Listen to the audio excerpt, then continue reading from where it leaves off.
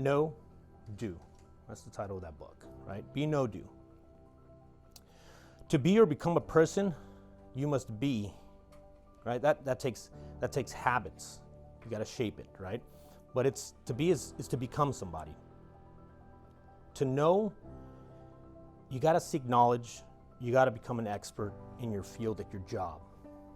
You know, you can fake it all day long, but it doesn't make you who you are unless you start knowing how to be that person. And then eventually you start acting and doing, right? So be, know, do.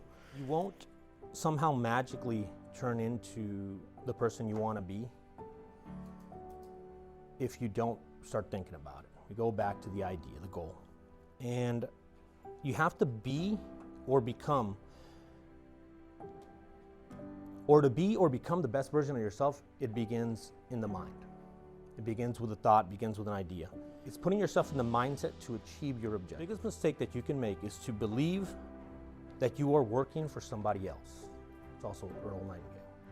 That is the absolute biggest mistake, because they are just the route that's enabling you to get to where you need to be. They're not an obstacle. They're just there. They're in your plan. You need them, you know?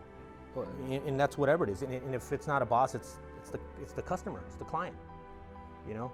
You have to get through them to get to your objective. The do part is where your habits, the habits you start developing, when you start putting your brain in, when you start practicing, when you start telling other people, that's where they're tested. You know, that knowledge that you've filled your brain with, that all of, you know, as far as solar goes, all that solar information is probably extremely complicated and I can't understand it, is where it's put to the test when you're actually doing the job. The map to success, it isn't hard to succeed. You know, some of those things I've done already in the goals that I wrote out, that I read to you guys. But the bottom line and the key takeaway is you have to know where you're going.